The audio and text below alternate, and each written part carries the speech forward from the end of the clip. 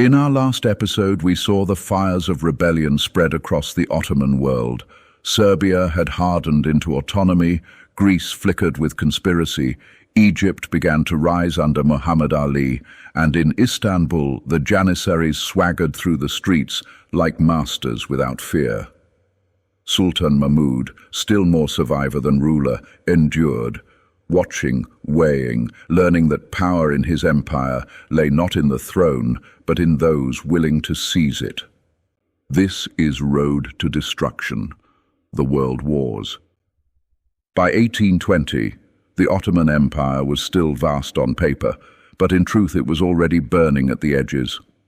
Now, in 1821, the flames would burst into open war. The Greek War of Independence began not with a single spark, but with many. Secret societies had plotted for years, whispering of liberty and resurrection. When the moment came, uprisings broke out across the land, from the mountains of the Morea to the islands of the Aegean. Peasants, priests, and local notables joined forces, seizing fortresses, driving out garrisons, and turning villages into battlegrounds. For the first time, the empire was not facing scattered resistance, but a national revolution that openly declared its aim, freedom from Ottoman rule. The empire struck back with fury.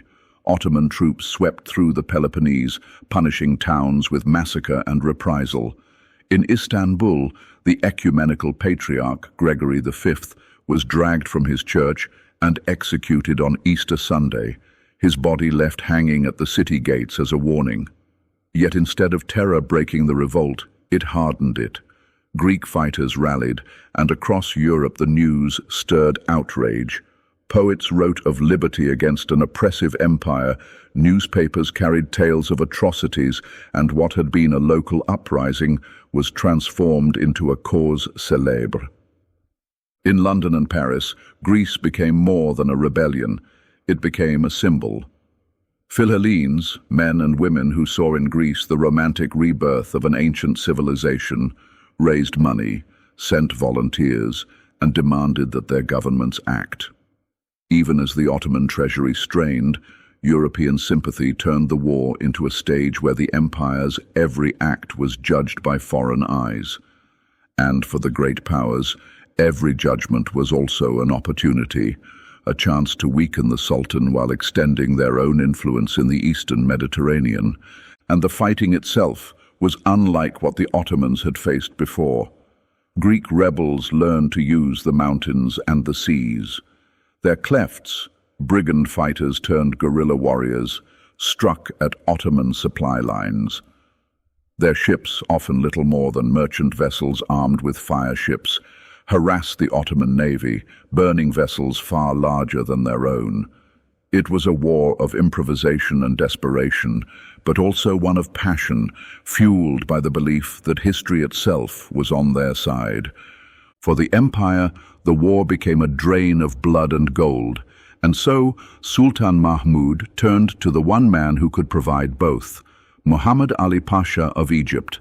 Summoned to aid his master, Muhammad Ali sent his son, Ibrahim, at the head of a modern army, drilled in European style and backed by Egypt's growing wealth. Ibrahim's campaigns were ruthless and effective.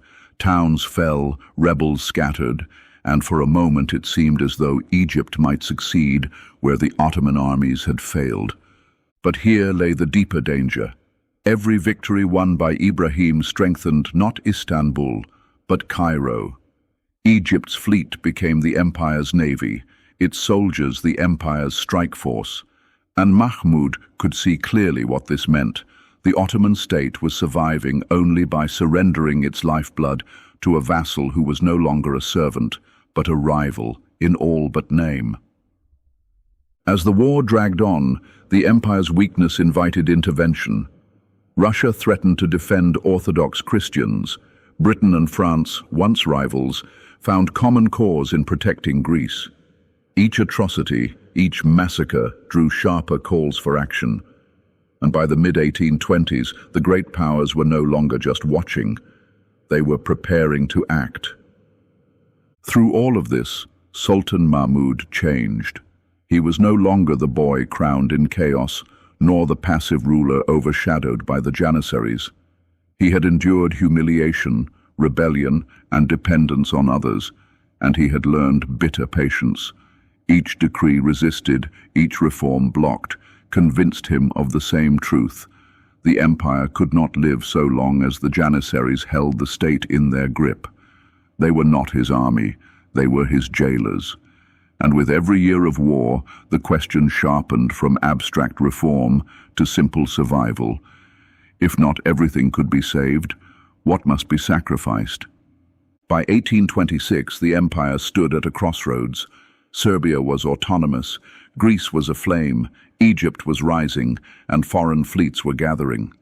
But inside Istanbul, Mahmud's gaze had narrowed to the enemy closest at hand.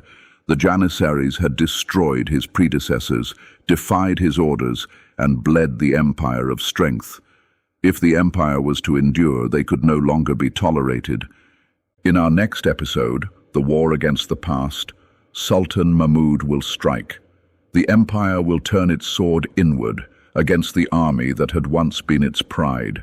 Centuries of tradition will end in a single convulsion of blood and fire, and the Ottoman state will discover whether it can be reborn or whether it has already sealed its fate. This is Road to Destruction, the World Wars.